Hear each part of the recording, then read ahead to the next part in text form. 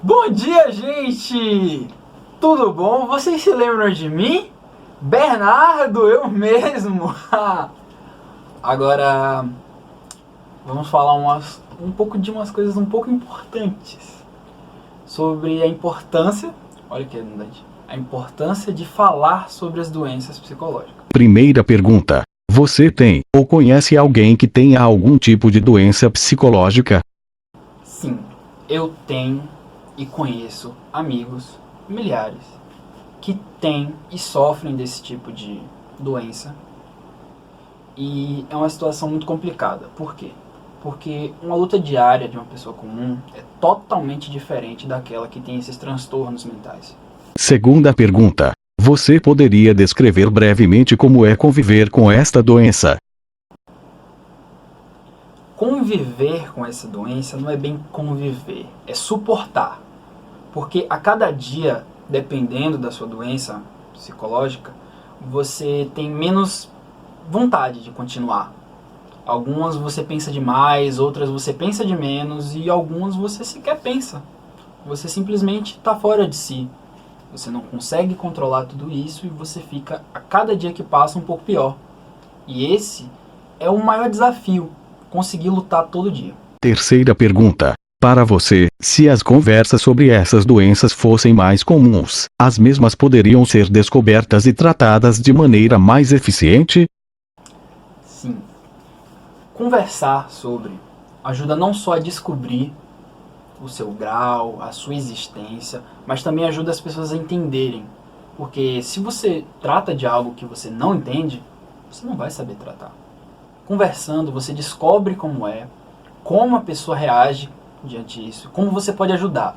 Então, conversar sobre isso, de maneira geral ou não, ajuda bastante. Quarta pergunta. Qual foi a pior fase da sua vida com a doença? A pior parte, ou melhor, a pior fase da minha vida com essa doença até então, foi no final do ano passado, quando depois de um tempo lutando contra, eu simplesmente desisti. Eu parei de tentar e eu comecei a ser engolido por isso. Eu comecei a deixar piorar até o ponto em que eu fiz uma tentativa de suicídio. E essa foi a pior fase, porque quando você tá numa crise, você não quer saber de nada.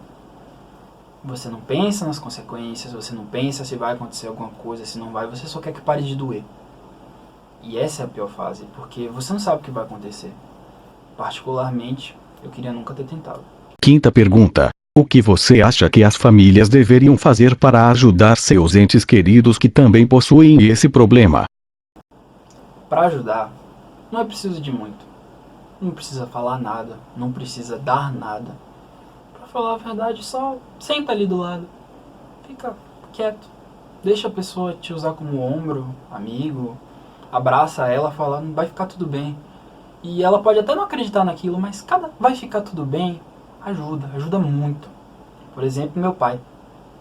Meu pai, ele sempre fala pra mim, quando eu tô triste, vai ficar tudo bem, eu cuido de você. Ele vem, me abraça. É muito reconfortante. Ajuda demais, dá uma força. Todas as pessoas, suas famílias, elas têm que conversar sobre isso. Fala, o que foi, o que tá acontecendo, conta pra mim. E aí a pessoa, ela inconscientemente, por mais que ela ache que não vai adiantar nada, soltando, falando, poxa, tá doendo aqui. Mas por que tá doendo aqui? Eu não sei, eu acho que é isso, isso e isso. E aí você já solta uma dor, solta outra, tem um momento que você fica melhor. Cada dia que passa, pais acabam perdendo seus filhos, porque eles não têm isso, de conversar, de estar perto. Então, estar dessa maneira, mais próximo, não ajuda pouco, ajuda muito. Converse com seu filho, converse com seu amigo. Se você vê seu primo desanimado, se você vê qualquer pessoa desanimada, não precisa ser da família. Seu colega que está ali no canto, ele não quer saber da aula, ele não quer saber de nada. Tenta ver se está tudo certo, porque às vezes não está. E uma pessoa só precisa de uma se importando para mudar o dia daquela pessoa. Sexta pergunta. Qual palavra de conforto você daria para uma pessoa que está passando pelo mesmo problema que você?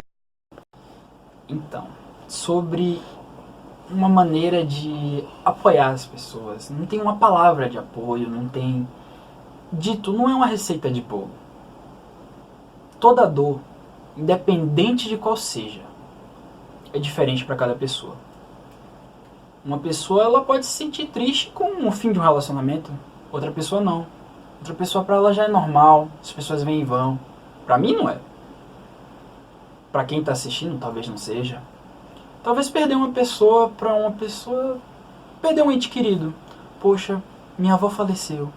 Para uma pessoa pode ser, nossa, normal, as pessoas vão. Para outra, isso pode ser o pior pesadelo. Então a primeira coisa é que na hora de apoiar alguém, você nunca deve rebaixar a dor da pessoa.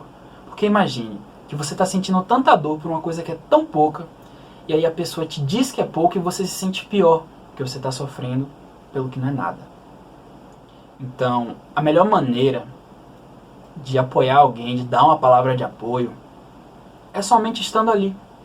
Ajude, abrace, se a pessoa não está se sentindo bem, conversa com ela, pergunta primeiro se ela quer conversar. Esse é um ponto importante, porque existem pessoas que querem desabafar e outras que não. As que querem, ajude, escute, não precisa falar nada, só escuta. As que não querem, você abraça. Se ela não quiser o abraço, você fala, qualquer coisa, eu estou aqui. Porque se mesmo ela não querendo falar, você abraçou ela. Se mesmo ela não querendo o abraço, você disse que estaria lá, ela vai acreditar naquilo. E eu tenho muito a agradecer a todo mundo que está assistindo. Agora, da turma que não é, aos professores, aos coordenadores que ano passado tentaram me ajudar. Todo mundo está envolvido nisso. Eu gostaria de agradecer pelo apoio, por estar sempre tentando, mesmo que eu não deixasse. Eu gostaria de agradecer a todo mundo que depois veio me procurar, me mandou mensagem, que veio aqui em casa conversar comigo, que até hoje me pergunta se eu estou bem. Porque de um gesto em um gesto acontece muita coisa, e de pouquinho que a gente completa as situações.